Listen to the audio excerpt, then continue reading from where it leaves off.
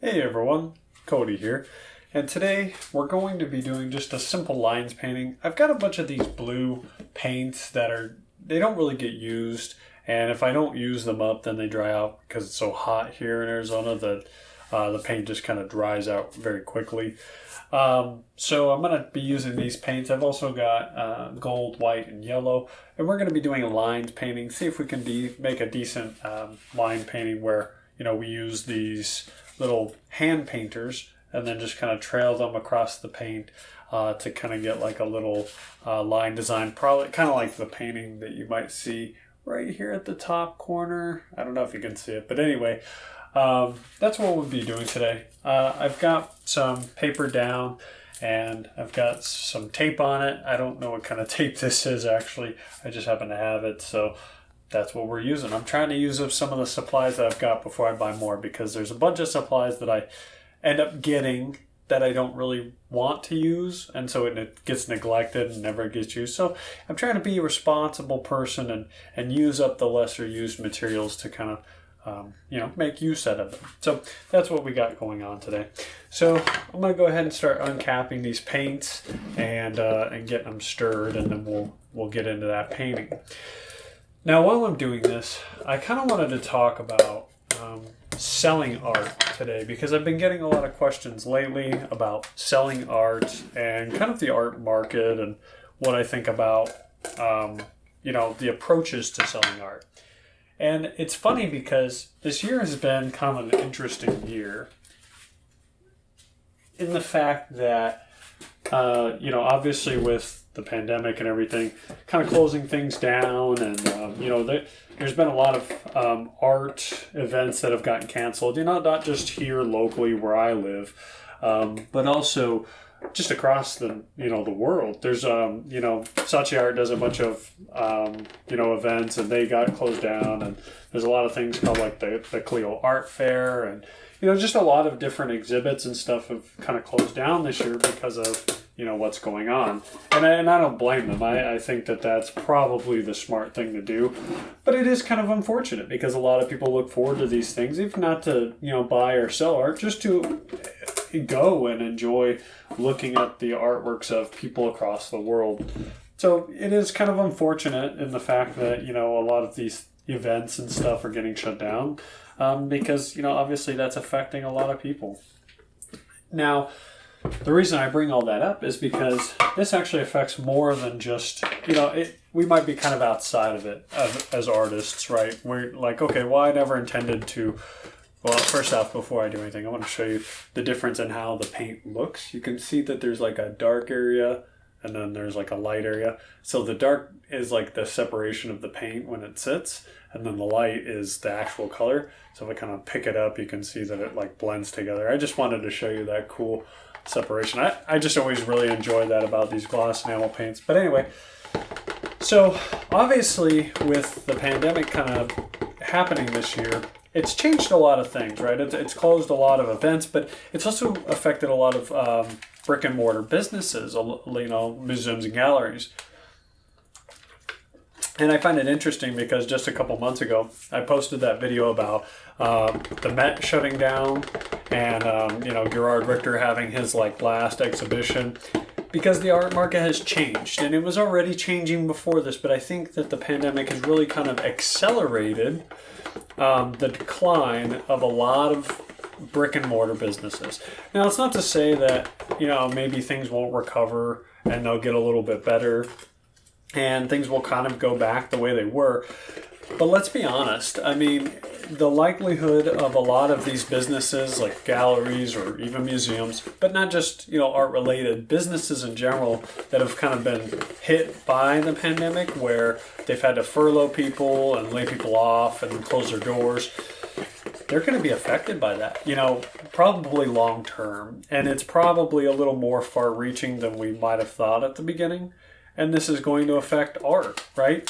So a lot of, I know a lot of older artists or old school type artists that would only go through galleries. They would only get represented by galleries to sell their art. And I think that's respectable, right? To kind of make a deal with a gallery, and then you promote your own art, as the artist. But it really gets sold through the gallery and you're trying to help the gallery out or whatever.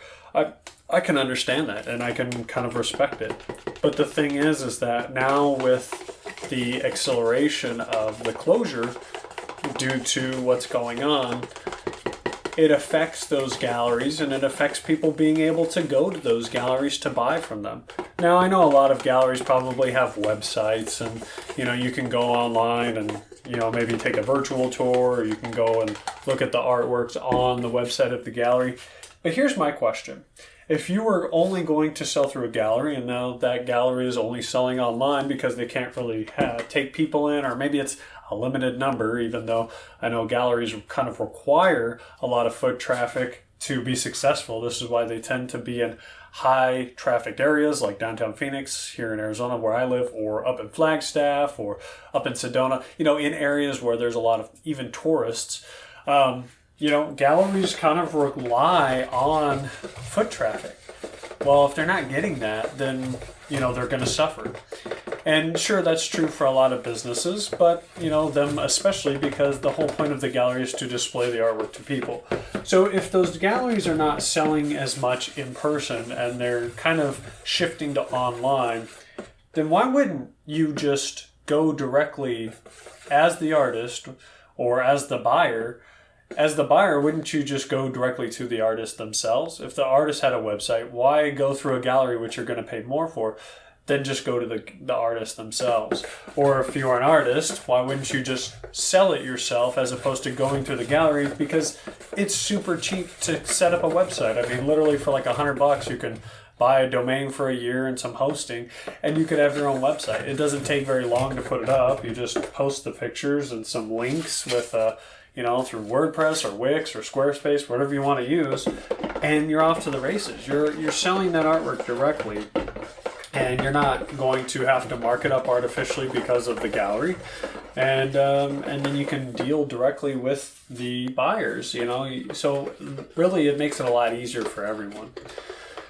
My point of bringing all this up is that if you're just starting out and you're an artist and you want to start selling your work, what I would recommend is just go ahead and start getting learn a little bit of marketing yourself and just sell it yourself. Look, I think it's a little more difficult to be successful as an artist these days, only for the sheer fact that there's so many artists out there, right?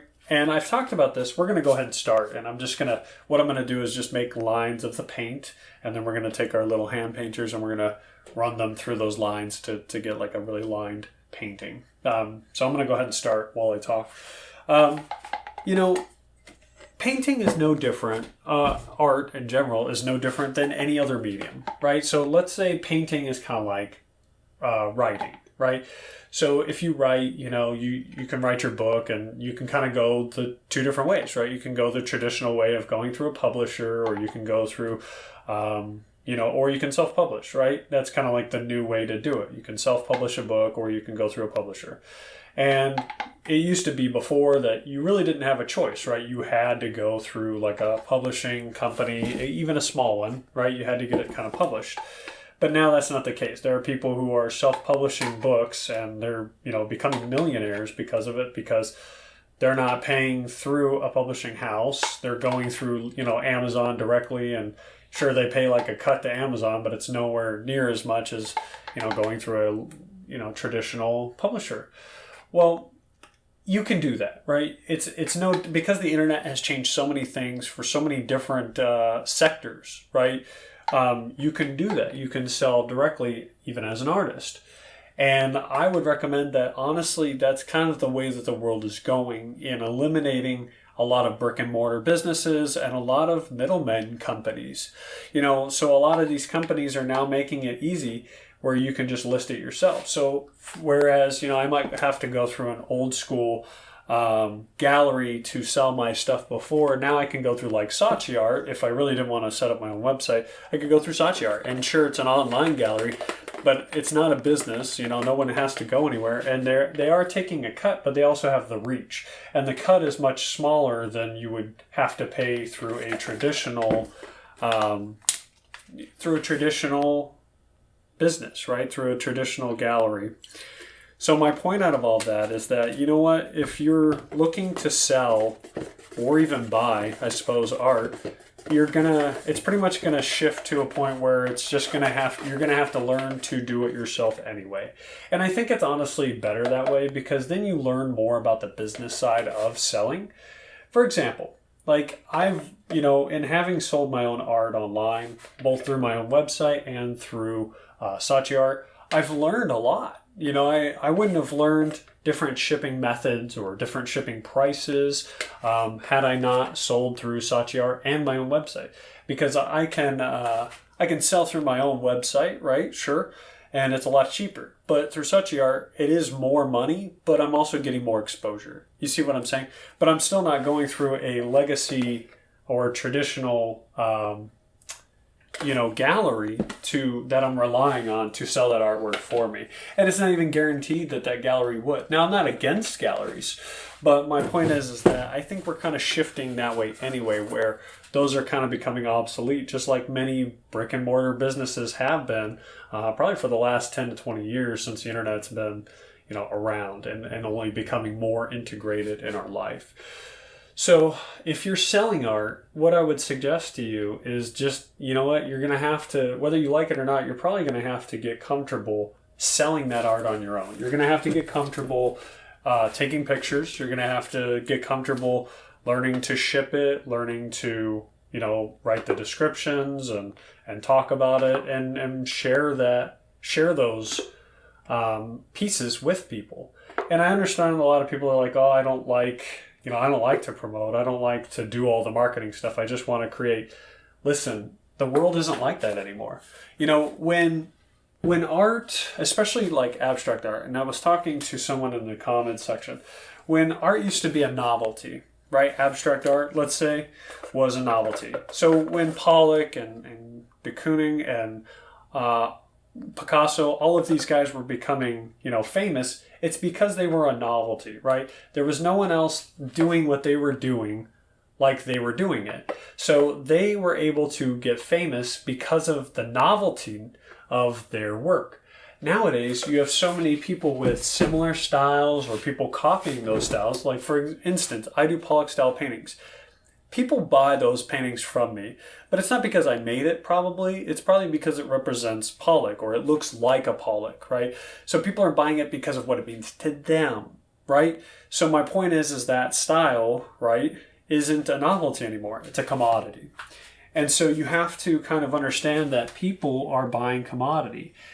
These artworks are no longer a novelty. They're not just like a unique thing that only one person is doing in the world. There's so much competition, and there's so many people doing the same things that really you have to just be comfortable with learning to market your products, and you have to learn to be able to just sell that stuff whether you like it or not. And I understand the feeling of just wanting to create and not wanting to have to market your products. I get that, and I understand it, and I agree with the sentiment. The problem with that is that you just can't get along doing that, right? The people who can get along doing it where they don't have to sit there and focus on that stuff are probably the people who have been doing this forever.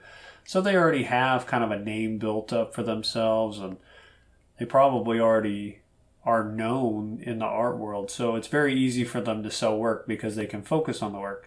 But if you're just starting out or you're not really well known, then I hate to say it, but you're going to have to put in that time and learn some skills to market that artwork. Because the world is only going to become more and more integrated and based on the internet.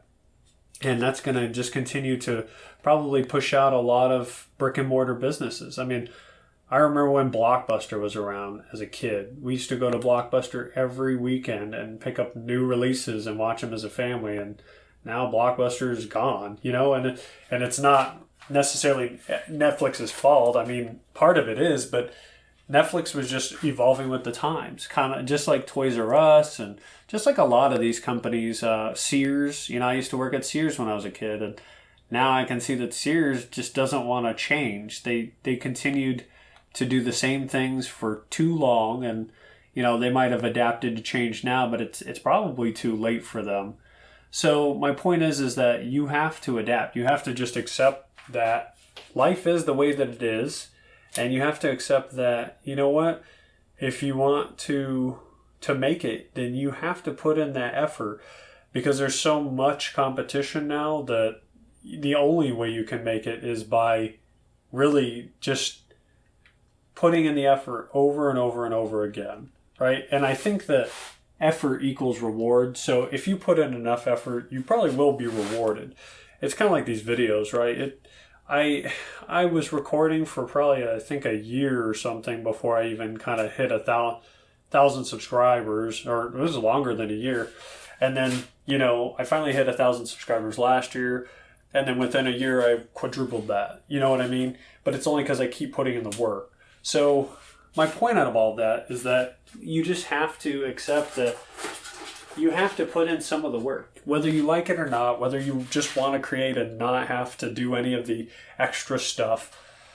It's just not that easy, right? It's not that easy. And I guess my advice would be, if you really want to sell it, if you really want to sell your artwork and do all of that as a business, a lot of people think that I create art as a full-time thing. I don't. I have a regular job, and I do this as a hobby, and I do it like in my spare time for fun. I enjoy creating artworks, but I don't do it full-time. And there's a lot of reasons for it. One, I don't sell enough to do it professionally. I suppose if I did, I'd probably put in more time promoting, but I just don't have that time. Another thing is that, taxes. Yeah, you can write off a lot of the supplies as, write-offs, but if you're, unless you're selling a lot, like, it just doesn't make a lot of sense to really do this full time, or unless your pieces are really expensive. But then I wouldn't have, insurance, or I wouldn't be making enough to support a family, if I did this full time. So maybe in your situation, it might be a little easier. But for me, it just doesn't make sense, and it doesn't work out. So it is what it is. Everyone's situation is a little bit different. And I guess my overall arching thing is that if you want to sell art, you have to learn to promote it. Okay. So you've got to put it online somewhere, and you've got to start promoting it, sharing it on social media, if anything, or, recording it with the videos and stuff like that. A lot of people have bought my art because they saw the videos. So it's like, I'm showing them how to make their own art, but then a lot of real people realize that, maybe it's more work, or it's too messy, or, it's not as easy as they thought or something. And then they see the work, they see what's behind it, or they really enjoy seeing it made, and then they buy it. So my point is that, one, I think a lot of brick and mortar businesses are kind of go away, even galleries. Two, everything's shifting online. So if you want to sell art, you're going to have to learn to start taking the pictures and posting listings somewhere and sharing those listings somehow. And three, you really have to be in it for the long term. Selling artwork is not one of those things where you're just going to get rich overnight. Even the people who are successful selling prints and stuff like that, it took them a long time to get to the point where they were. And then once it started selling, then they could start kind of maybe putting money into ads to really bump that up. But, it just really kind of comes down to that. So that's pretty much it. I'll show you guys the painting here, or I'll just put my thumb over the little camera. Looks like I was recording this way. So there is the final piece, and nothing fancy. I think it didn't turn out as good as I thought those colors were going to be. But again, I'm just trying to use them up. So it is what it is. And I just wanted to share that with you guys. Just make a simple painting and talk about what I think about the art market and selling art, and, just really kind of cover those bases. So that's really it, guys. Enjoy, I thank you for everybody that's watching, and I'll see you guys in the next one. Take care. Bye, guys.